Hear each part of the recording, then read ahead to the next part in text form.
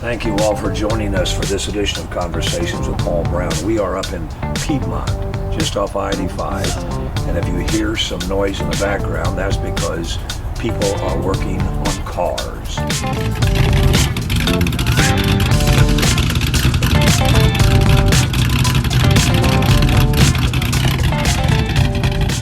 You came from a big family. Yes. And it's a unique family. What'd your mom and dad do? And tell me about going to Pendleton High School. Well, my mom and dad was blue-collar workers. My dad was a mechanic. My mom worked at Singer Factory. Growing up, we went to church. Mom and dad held us to a standard. We was poor, but we didn't know we was poor. It was a close-knit family. I mean, when I say close, I mean really close. My brother is 11 months older than I am. My sister maybe a year or so behind me, then another brother, then another brother. And we grew up, again, in a home that mom, dad just worked hard and provided. In that environment, what could you all do to have fun as a family? There was a lot of music. My dad was a gospel singer. I didn't know my dad sung on stage with Mahalia Jackson or the Five Blind Brothers until after he passed away. I heard that he was a singer, and he did sing, but I heard that in the early years they were big time. I didn't know what big time was. But Dad was a singer, and there was a lot of music. Mama had us playing the piano. We had organs, we had guitars, we had drums, we had you name it. The Jackson 5 didn't have anything on us. So we had to do something in music. And I remember the one thing I wanted to do was draw horses and drive cars. So I had an uncle who lived near us, and he was one of those guys who had a car that he always had in the yard that he raced on the weekend.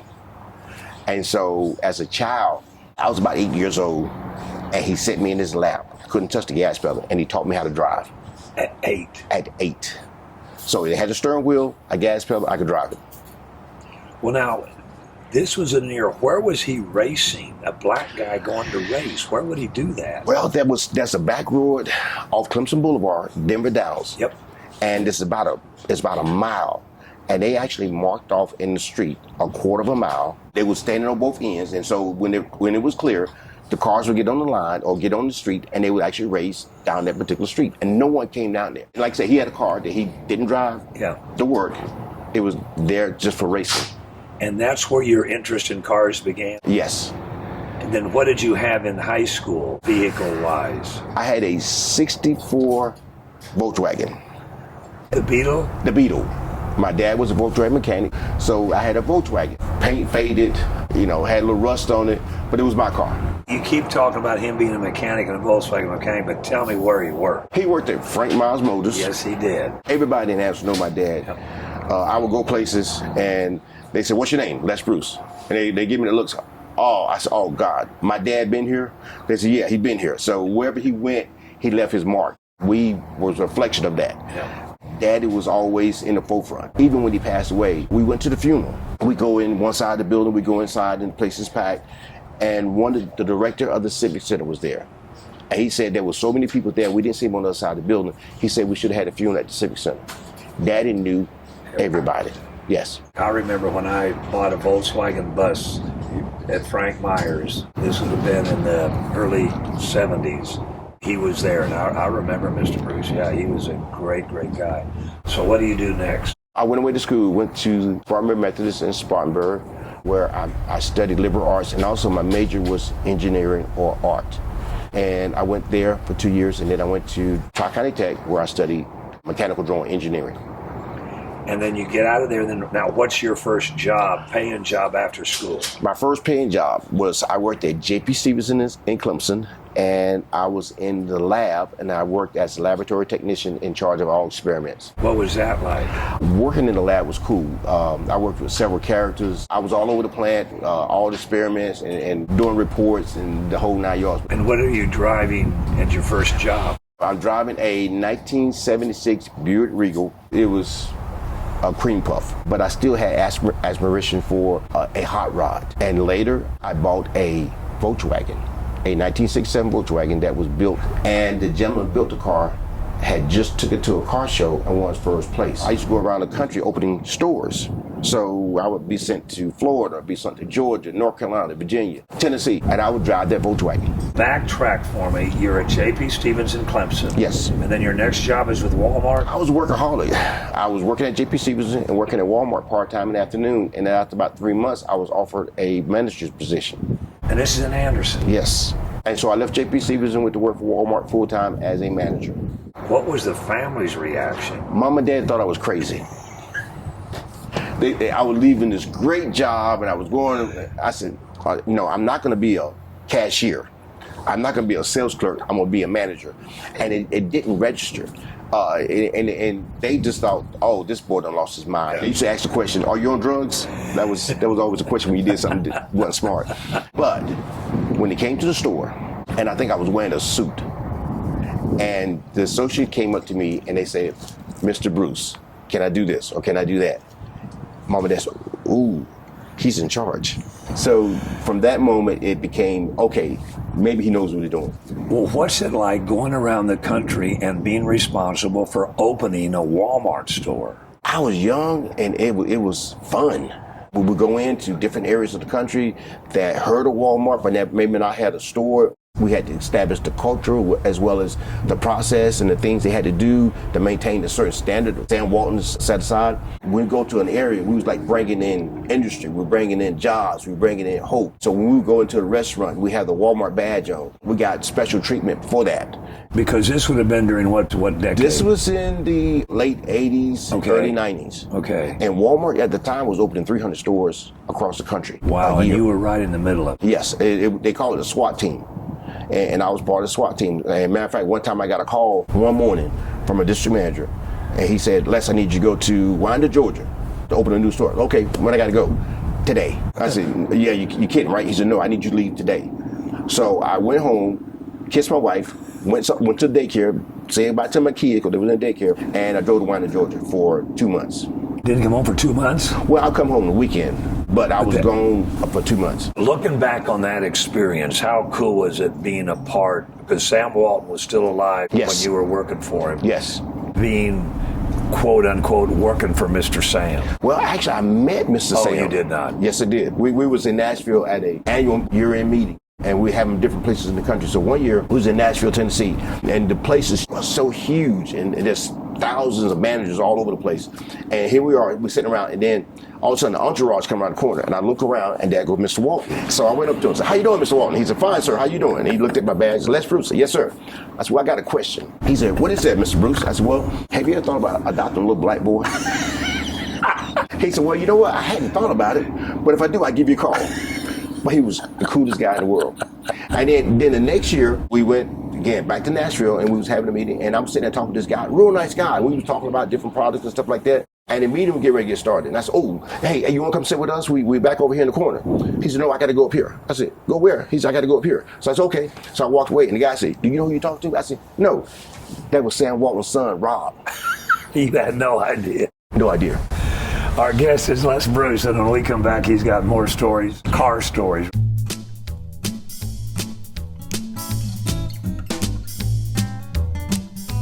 And then what comes across your path that you decide to do something else? I actually went into business for myself. Entrepreneur? Yes. I opened up a restaurant. It was called the Doghouse. The name Doghouse came from when I played basketball at Pendleton. The gym was called the Doghouse. It was. Initially, the restaurant was going to be open in Pendleton. I had to go away for Walmart, and when I came back, the building was gone, so I later on opened it up in Anderson. So I opened up a restaurant in Anderson, and then I was asked to become part owner of a garage. So actually, I was doing all three at the same time. Walmart? Yes. The restaurant? Restaurant. And the garage? And the garage, part owner's garage. Then what happens? I left Walmart and I ran the business myself for about 3 years until I got offers to go back into retail. So Circuit City gave me a call. And I actually went to Greenville, spoke with them, they made me a job offer, and I sold the restaurant in 4 days. And what happened was, my wife and I was ready to buy a house, and so I was working 7 days a week, and I would go from one job to another, and just bam, bam, bam, bam, bam. And I did that, and I bought my first house from, you remember T. Reed McCoy? Sure. We became buddies. Did you indeed? Did you really? Yes. I mean, I went in and I met John Wright, his son-in-law. I said, I want this house. They had a house, and they said, well, How much you got? You got anything down? I said, I ain't got no money, but I want this house. And so I told myself, I'll bring you a set amount of money, or whatever that amount was, in this period of time. So I worked both jobs, and no contract. Word of mouth. Handshake. Handshake. And I'll bring it in like $1,000, $2,000, and they was taking the money, give me a receipt. No contract, no nothing. So at the end, when we finalizing stuff, and they say, Mr. McCoy want to see you. I said, see me for what? So I walked in, and when I walked in his office, it was long. And the further I walked, seemed like the further that desk went back. He said, young man, I've been watching you. He said, I wanted to see if you were man enough to do what you said, and I want you to have that house. And we became buddies. Really? Yeah, and he would, the store I was in, he would come to the store. Hey, they said, somebody need to see you. But he was an awesome guy. Yeah. I became a mortgage broker, and I started dealing in real estate. The owner of the company had a 944 Porsche. So he was scared of it. So I bought it. So that was my work car. So I drove a red 944 Porsche. And I would go out and meet clients, investors. That's what I drove. I went from that to, I found this. What is this, a what? This is a 77 Camaro. It was a shell. No motor, no transmission, no interior, no nothing. It was painted, but nothing there. Now, meanwhile, my wife told me, if you find something, I don't want to know anything about it. Okay. And so the next week I found the car. A shell of a car. Shell. And so I said, ooh, and the guy told me, he told me how much you wanted for. I said, well, I can't pull this money out of my account without my wife knowing it. I can give you half of it now, half of it later. He said, okay, deal. So I hid the car. I took it to a buddy of mine's garage and hid it for 6 months. I just did a little bit at a time. It took me 7 years to build a car. Was there anything specific about the 77 Camaro that interested you? My brothers, all of us had something because of my daddy. My brother had a 78 Camaro. It was white, Z28 T-top. He actually took me to get the car, and I looked at it, I'm not feeling it. Okay. He said, well, if you don't get it, I get it. You get it. So he got the car. When he fixed it, I said, oh, man, I should have got that. He had multiple cars, and so when we go to car shows, I would drive one, he'd drive the other. So what do you want to drive? I'm driving the Camaro. So when I saw this, the guy who was trying to sell the car, he had to beg me to come and look at it. So I said, okay. I graduated in 76, 77. So it was my generation, if you want to say that. And so I went into the Pro Touring look. Pro Touring means that you have an old car, but all the components, the suspension, the engine, all the workings inside the car is new. And people here at Carolina Rod has done everything for me. What happens to it now? I enjoy it. I drive it when the sun is shining and I'm not working. So I don't drive it to work. And if the weather's bad, we don't drive it. You mentioned something about the pickup. Tell me the pickup story real quick, because that's near to your heart, too. My father had a 1955 Chevrolet pickup truck. He drove it back and forth to Frank Myers Motors. Frank Myers Motors, yes. He bought the truck when I was about 5 years old. He's had it all these years. There's only a handful of us he will allow to drive it. Before Daddy passed away, he gave me the truck. For about 2 years, Mom would call me, honey, come get your daddy's truck. Mama, no, that's Daddy's truck. Yeah. And it sat in the garage, and Mama would put flowers in the back of it, and Daddy would fuss about it, but it just sat there. So one day I got a phone call, come and get your daddy's truck, come and get it now. So I went and got it. So Daddy gave me the truck when he passed away. Right now, I'm in the process of restoring the truck. But I told Daddy before he died, I said, I want to fix the truck for you. Mm-hmm. And the truck will be in the family for my life. Yep. And what I mean by that, the truck's in the wheel, the Camaro's in the wheel. That's so this is the family. You could have moved anywhere in the country with any one of your jobs. Yes. But you chose to remain in Anderson County, where you were basically born. Yes. What is there about this county that draws you to stay? The people.